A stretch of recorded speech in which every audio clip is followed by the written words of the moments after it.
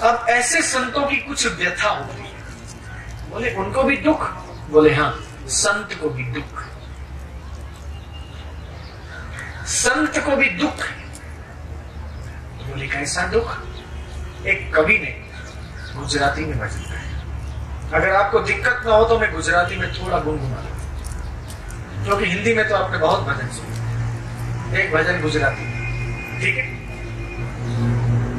अमेनी सरणी बनीने दुनिया में उभा, संत बोलते अमेनी सरणी बनीने दुनिया में उभा, पण चढ़नारा कोई ना मळ्या रे जी। हिमालय थी अमे पड़तू मुक्यू, झीलना कोई ना मळ्या रे जी। आमे माथड़ा कपाव्या, अतर थईने रूने पुमळे नखणा, पण सुंघनारा कोई ना मळ्या रे। अमे अंगड़ा कपाव्या, अमे पाणी मां बफाणा, जन जननी हरिये पिरसाणा, जमनारा कोई ना मळ्या। दुर्लभ है, इसलिए तोतापुरी ने बहुत ढूंढा होगा, नहीं मिला। तब जाकर रामकृष्ण परमहंस के घर दरवाजा खोलो, रामकृष्ण बाहर निकले। बोले तुम मुझसे ब्रह्म ज्ञान ले, मैं मेरे ज्ञान को लिए जा रहा हूं। बोले किसी और को ढूंढो। बोले नहीं, तुम ही पात्र। बोले ठहरो, मुझे जरूरत नहीं है आपके ज्ञान की, मुझे आपके ज्ञान की कोई जरूरत नहीं। बोले क्यों? बोले मुझे रोज काली के दर्शन होते, जब पुकारता हूं काली प्रकट हो जाती है। बोले रामकृष्ण, काली तुम संकल्प करते हो, तुम काली का मंत्र करते हो और मां काली तुम्हारे सामने प्रकट हो जाती है, मैं इस बात को मानता हूं, लेकिन फिर भी मैं ये कहता हूं ब्रह्म ज्ञान उससे ऊंची बात है।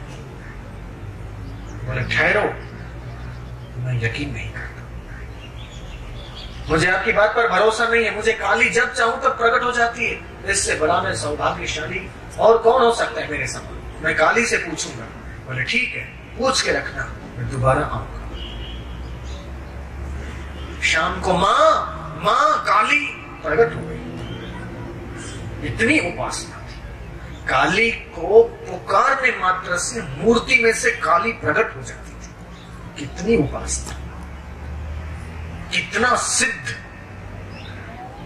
गजब का। बोले तोतापुरी करके व्यक्ति आए थे, उन्होंने द्वार खटखटाया और उन्होंने कहा कि तू मुझसे आत्मज्ञान ले ले। तो मैंने उनको ये जवाब दिया कि मैं जब पुकारता हूं तब काली प्रकट हो जाती है, मुझे आपका ज्ञान नहीं चाहिए। तब उन्होंने मुझसे ये कहा कि तू काली को पूछ के देखना कि मुझे ब्रह्म ज्ञान की आवश्यकता है या नहीं, और इसलिए मैं आपसे प्रश्न करता हूं कि मुझे आपके दर्शन जब मैं पुकारता हूं, जब चाहता हूं तब आप प्रकट हो जाती है। पर्याप्त है, सर्वोपरि है, इससे बढ़िया और क्या हो सकता है। मुझे ज्ञान की, ध्यान की क्या आवश्यकता। मां जवाब, तब मां काली ने कहा रामकृष्ण, जब तू चाहता है तब मैं प्रकट हो जाती हूँ, ये ठीक है, लेकिन तोतापुरी ठीक कहे, तुम्हें ज्ञान की जरूरत है। बिना ज्ञाने न मुक्ति ही, ये सिद्धांत जो उपनिषद के ऋषि ने कहा, वो जितना राम कृष्ण के लिए ठीक था उतना ही हमारे लिए ठीक है। जब तक संसार रहेगा तब तक ठीक रहेगा। बिना ज्ञाने न मुक्ति, ज्ञान के बिना मुक्ति हो नहीं सकती। आप जब चाहो तब रामायण के भगवान रामचंद्र भगवान, मां जानकी और लक्ष्मण और पवन तनय संकट हरण हनुमान के सहित प्रकट हो जाए, उसके बाद भी जब तक राम तत्व का अनुभव नहीं होगा तब तक सिर्फ दर्शनों से मुक्ति नहीं होगी। दर्शन तो शकुनी को हुए, कृष्ण के दर्शन दुर्योधन को हुए,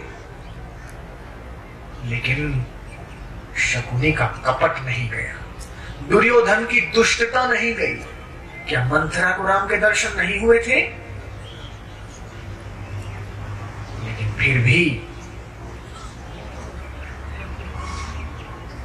मंथरा की चालबाजी नहीं गई। ये तो भगवान की उदारता कि जो पद कौशल्या को दिया वही पद मंथरा को दिया। ये तो भगवान का बड़ा। अंत समय में जो पद अपनी मां को दिया वही पद मंथरा को दिया। उसने मेरे प्रति दुष्टता की, लेकिन उसका भी भला।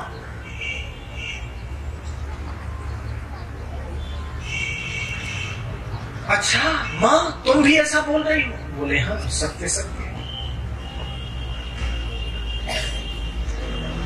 तो मैंने तुम्हारे इतने जप किए, मैंने तुम्हारे इतने अनुष्ठान किए, मैंने तुम्हारा इतना नाम लिया, तुम्हारा इतना ध्यान किया, और फिर भी मुझे उनके ज्ञान की जरूरत? आपके दर्शनों का क्या फायदा? रामकृष्ण ने प्रश्न किया। बोले मेरे दर्शनों का यही फल है कि ऐसे ब्रह्मवेत्ता महापुरुष स्वयं तेरे द्वार पर आए और तेरा द्वार खटखटा रहे, सामने से ज्ञान दे रहे। भगवान की और मां के दर्शन हो जाने के बावजूद भी ब्रह्म ज्ञान की जरूरत है। तो ये जो मैंने गुजराती भाषा में भजन गाया उसका थोड़ा भावार्थ समझा दो। आमे निसरणी, निसरणी बोलते हैं सीढ़ियों, सीढ़ियों को निसरणी बोलते हैं। आमे निसरणी बनीने जगमा उभा पण चढ़नारा कोई ना। हम सीढ़ियां बनकर दुनिया में खड़े रहे, चढ़ने वाले नहीं। हमें अंगड़ा कपाव्या, सब्जी के सब्जी होती है, बनाना होता है तो उसको काटा जाता है, उसके अंग अंग टुकड़े टुकड़े फिर उसको तपेली में, पतीली में, कुकर में डाल के पानी डाल के उसको उबाला जाता है। हमें पानी माँ बफाना बॉइल हुए, जन जनानी थाली माँ पीरसाना, जन जन की थाली में हम परोसे गए, लेकिन जमनारा खाने वाले ना मिले। माथाड़ा का पाव्या, हमने हमारे सिर कटा दिए। फूल, पौधे का सिर क्या है? उसका फूल, फूल को काटा गया, उसमें से अत्तर निकाला गया, रुई में भिगोया गया। लेकिन कवि बोलता है सुंघनारा कोई। सत्संग सुन के आए, हाँ सुन के आए, कैसा लगा? कि हाँ महाराज अच्छा प्रवचन कर, लेकिन तुमको क्या मिला? हमारे जीवन में प्रोग्रेस हुआ कि नहीं? अच्छा, बहुत कार्यक्रम बहुत अच्छा रहा, काफी भीड़ थी, पंडाल भर गया था, खचाखच लोग बैठे थे, कोई उठा नहीं। बहुत अच्छा कार्यक्रम रहा, कार्यक्रम तो अच्छा रहा, तुम्हारा जीवन अच्छा हुआ कि नहीं? ये भी देखना है। जयराम जी की बोलना पड़ेगा। कार्यक्रम तो अच्छा हुआ, प्रवचन तो अच्छा हुआ, तुम्हारा जीवन अच्छा हुआ कि नहीं?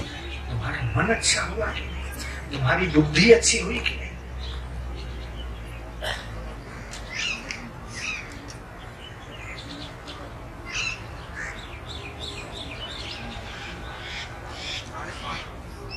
मैं रामकृष्ण की कथा को थोड़ा लंबा करूंगा। तीसरे दिन तोतापुरी आए, बोले मां से बात हुई? बोले हुई। क्या बोले?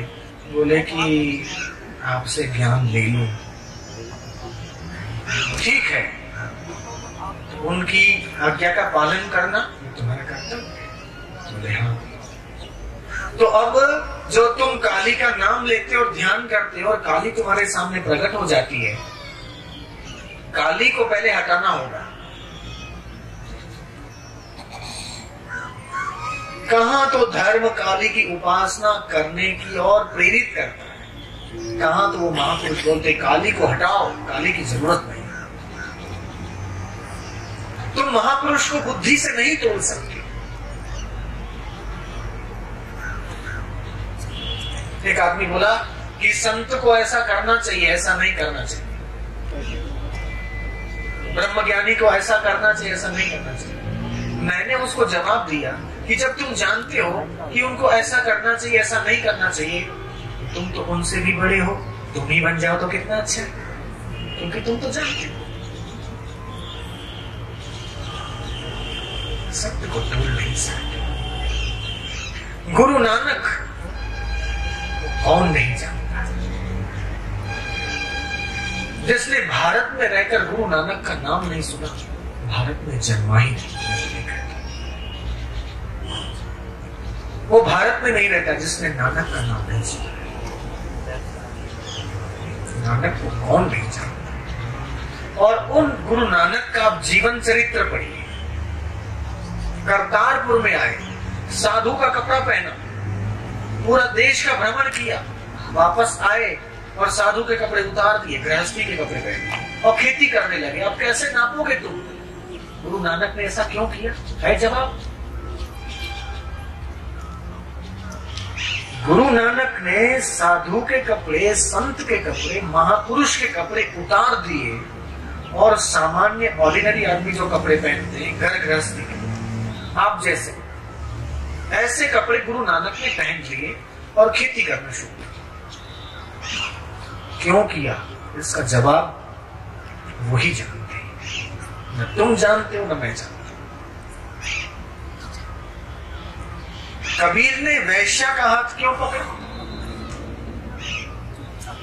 और एक पानी की बोतल उसको ढक दिया कपड़े से, लगे कि इसमें शराब है। गुनगुनाए बीच बाजार में से होकर, सुनो मेरे भाइयों, सुनो मेरे मित्रों, कबीरो बिगड़ गए रे। क्यों ऐसा किया? है जवाब। ये तो कबीर ही जानते। एक कबीर को दूसरा कबीर ही समझ सकता है, कोई नहीं समझ सकता। खग की भाषा खग ही जाने। एक ब्रह्मवेत्ता को, एक फकीर को दूसरा फकीर ही समझता। एक आईएएस ऑफिसर को दूसरा आईएएस ऑफिसर ही ठीक से जान सकता पूरा।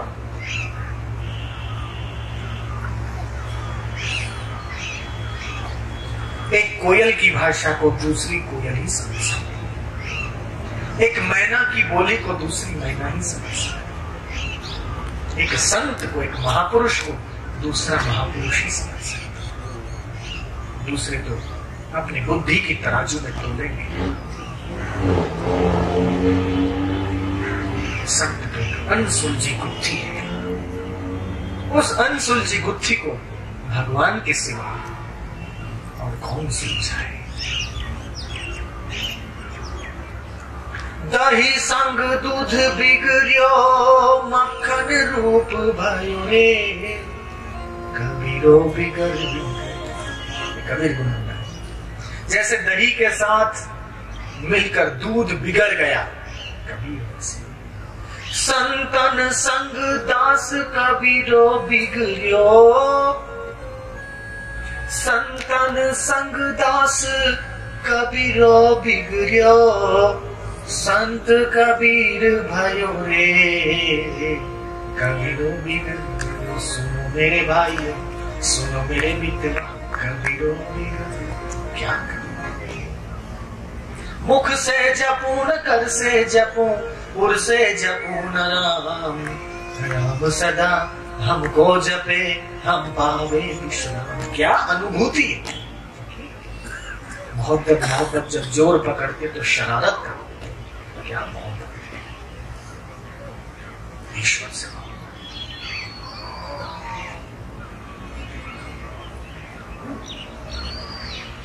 काली को कैसे मैं काटूं? बोले काटना पड़ेगा तभी ब्रह्म ज्ञान।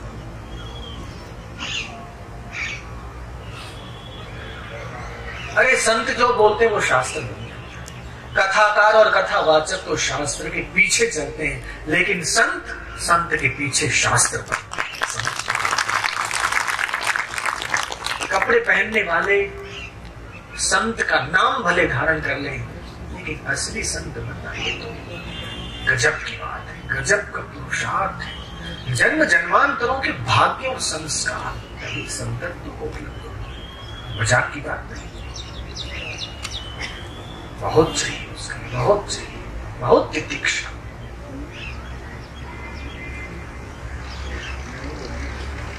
तो बोले वो तो संभव न होगा। बोले देखो काली तुमको दिखे, तुम एक चाकू रखो या तलवार रखो, काली दिखे तो काली का गर्दन काटो, छुरी चला दो। बोले महाराज ये आप हमको क्या सिखा रहे हो? बोले विश्वास न हो तो काली से ही जाकर पूछो। काली से पूछा, बोले जैसा वो कहते हैं वैसा करो बच्चा, तभी तुम्हारा कल्याण है। धर्म संकट, काली को मानो बाबा को मानो। काली को मानता रहा तो बंधन मुक्त न होगा, और बाबा को मानता हूं तो मेरी इष्ट देव, उसको काटना पड़ेगा। जिसके अनुष्ठान किए, जिसका जप किया, जो प्रकट होती है तो मैं भाव में आ जाता हूं, अष्ट सात्विक भाव पैदा होता। ऐसी काली को काटो। एक बार मौका दिया, 2 बार 3 बार काली को काटा, बोले नहीं काट पाया। बैठ मेरे सामने, मैं काटूंगा। अगर तुम समर्थ नहीं हो तो मैं काटूंगा। बैठे, आंखें बंद की, माँ काली, माँ काली, माँ काली, माँ काली, भाव समाधि, आंखें बंद। तोतापुरी सामने है, उनके हाथ में चाकू, क्लिप जैसे। बोले दिखे तब बताना, प्रकट हुई, आंखें बंद रखो। बोले हाँ काली आई। कहाँ है? बोले यहाँ है। और वहीं पर वो छुरी चलाई तोतापुरी ने रामकृष्ण के ललाट पर, और काली वहां कट गई।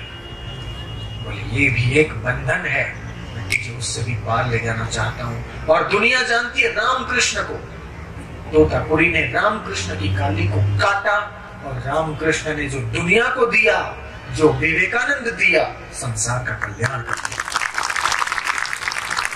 सैकड़ों कथाकार वो नहीं दे सके जो रामकृष्ण ने दिया।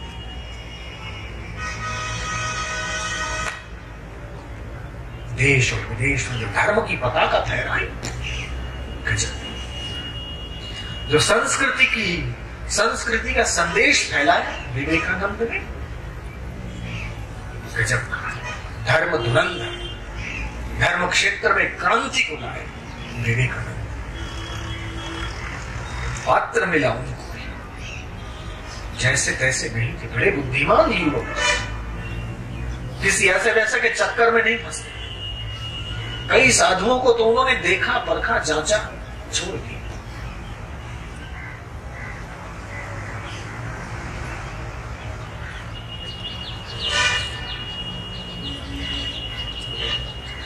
हर संत के पास जाते, पहला प्रश्न पूछते, तुमने भगवान का दर्शन किया है?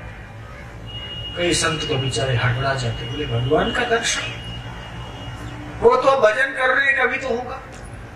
कई लोग घुमा देते, कई लोग बोलते हाँ, लेकिन उनके जवाब में संतोष न मिलता, लगता कि झूठ बोल रहा है।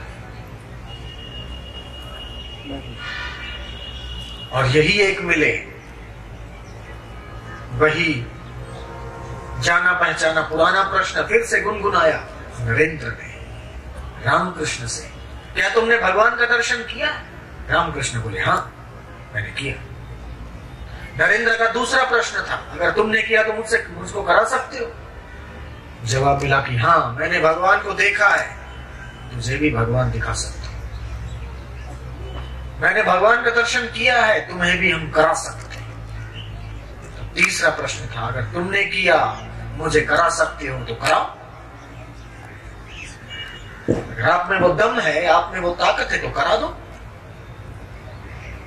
तब रामकृष्ण बोलते हैं, भगवान का दर्शन करना चाहते हो भूषट उतारो। अब किसी किताब में नहीं लिखा है कि भगवान का दर्शन करने के लिए भूषट उतारने की जरूरत है, लेकिन संत कायदे से नहीं चलते। वो जो चलते हैं वही कायदा हो जाता है। नरेंद्र भी कम नहीं थे, हटाक से भूषट उतार दिया। तब अपने दाहिने पैर का अंगूठा रामकृष्ण ने नरेंद्र की नाभि पे टच किया और एक दीक्षा दिया। दीक्षा 3 प्रकार से होती है, एक आंखों के द्वारा, एक संकल्प के द्वारा, एक स्पर्श के द्वारा। शक्तिपात। तब जब शक्ति निःसृत हुई, रामकृष्ण के अंगूठे से संकल्प के द्वारा, स्पर्श के द्वारा, सामने बैठे ही थे, नजरों के द्वारा भी बरसी, संकल्प से भी बरसी, स्पर्श से भी बरसी। हो गया 3 फेस कनेक्शन। होता है ना 1 फेस, 2 फेस, 3 फेस, 3 फेस। तीनों ढंग से। देर कहां लगनी थी, कंपन होने लगा, कुछ होने लगा, हिलने लगे, आंखें खुली है, कंपन हो रहा है। हैरान हुई, ये क्या हुआ? बाबा तुमने ये क्या किया? ये क्या हो रहा है मेरे को? तुमने कहा था ना कि भगवान के दर्शन करना है। नरेंद्र उसका यही तरीका। लेकिन बाबा ये तो कंपन हो रहा है। होने दो, होता है होने दो, दिखता है उसे दिखने दो। जो हो रहा है बिल्कुल ठीक हो रहा है, तुम्हारे लिए यही ठीक है। क्योंकि वो भी समर्थ गुरु के शिष्य थे। समर्थ गुरु का शिष्य एक दिन समर्थ सतगुरु भी बन जाता है। जो समर्थ गुरु का शिष्य नहीं है कभी समर्थ नहीं बन सकता है। जो कमजोर की शरणागति ग्रहण करता है वो कभी समर्थ नहीं बन सकता, कमजोर ही रहेगा। बैलगाड़ी में बैठ के कभी समुद्र से पार की यात्रा कर नहीं सकते। समुद्र पार जाना हो हवाई जहाज में बैठो या तो स्टीमर में बैठो।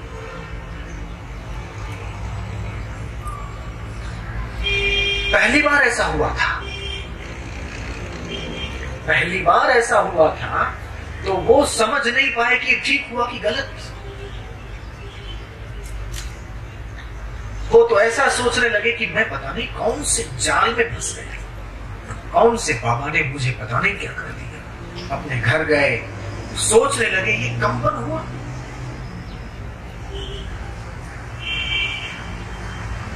कुछ असाधारण मन की स्थिति, कुछ अलग सा लगने लगा। दुनिया तो वही की वही है, शरीर भी वही का वही है, लेकिन कुछ अजीब है, कुछ विलक्षण है। समझ न पाए क्या पता क्या हो गया। शंका उठी मन में शंका उठी। अब मैं वो बाबा के पास नहीं जाऊंगा, पता नहीं कौन है, पता नहीं कैसा है। फिर वो लिखते हैं कि जब पहली बार मुझे ऐसा हुआ मैं घर जाकर सोचने लगा कि उस बाबा के पास मैं कभी नहीं जाऊंगा, लेकिन उन्होंने मुझे वो दिया, उन्होंने मुझे वो ताकत दी, उन्होंने मुझे वो शक्ति दी कि उनकी कृपा मुझे बार बार उनके पास ले जाती रही। और आज देश और विदेश में जो धर्म की क्रांति में लाया हूं, उसी शक्ति का, उसी संत की कृपा। तो संत तो जीरो से हीरो बनाने की ताकत रखते हैं। संत तो जो गिरा है, जो पतित है, उसको पावन बनाने की ताकत रखते हैं। संत तो क्या नहीं देते, क्या नहीं देते। जो आपको चाहिए वो भी दे सकते हैं, और जिसमें आपका कल्याण हो वो भी दे सकते हैं। सब कुछ दे सकते हैं। समर्थ समर्थ अरे गहरे तो करिए। उनकी तो जितनी बात, खादी वेश और साधु वेश बड़ा व्यापक है। अच्छे से अच्छे लोग भी मिलेंगे इन दोनों वेशों में। खादी वेश में भी हो, महात्मा गांधी जी बहुत अच्छे, ऐसे ऐसे बदमाश लोग भी मिलेंगे कि खादी वेश और साधु वेश दोनों को कलंकित करते हैं। ऐसे व्यापक वेश है। फिर जो हो तो नरेंद्र विवेकानंद बने रामकृष्ण के संकल्प से, उनकी दीक्षा से, शांभवी दीक्षा आंखों से दी जाती है। एक ऐसे ही फकीर मिले थे, एक महामूर्ख को, और उसकी कुंडलिनी को जागृत किया था, और इतिहास में महाकवि के रूप में उस व्यक्ति का सम्मान हुआ। महाकवि कालिदास रघुवंश लिखा, शाकुंतल लिखा, जर्मन का प्रसिद्ध कवि मिस्टर गेटे पढ़ता है इस काव्य को, जर्मन की सड़कों पर नाचता है। वंडरफुल, एक्सीलेंट, क्या लिखा है भारत के कवि ने। भारत ने जो विश्व को दिया है, जो भारत की सभ्यता ने दिया है, जो भारत की संस्कृति ने दिया, जो भारत के ऋषियों ने दिया, जो भारत के महापुरुषों ने दिया, जो भारत के योगियों ने दिया, अद्वितीय है। उसकी तुम कहीं भी कंपैरिजन नहीं कर सकते। और इसलिए हजारों हजारों की संख्या में जब एयरपोर्ट पर आप देखो तो प्लेन उतर रहे हैं भर भर के फॉरेनरों से। यहाँ धूल है, धुआं है, मिट्टी है, फिर भी फॉरेनर। मुझे यहाँ इतने नहीं दिख रहे, जबकि ये टूरिस्ट प्लेस है। लेकिन आप हरिद्वार जाइए, ऋषिकेश जाइए, आते बहुत आते हैं। यहाँ की गंगा, यहाँ की गायत्री और यहाँ की गीता, ये तीनों अद्भुत है।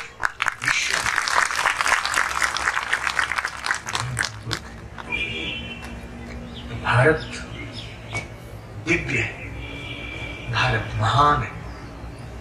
तो इसकी महानता को समझना, इसकी महानता को पकड़ना, इसकी महानता में डूबना, खुद महान बनना, ये हमारा कर्तव्य है। जब नरेंद्र पा सकते हैं तो हम क्यों नहीं पा सकते? जब नरेंद्र विवेकानंद बन सकते हैं, खोजो, ढूंढो, कोशिश करो और सफलता मिलेगी।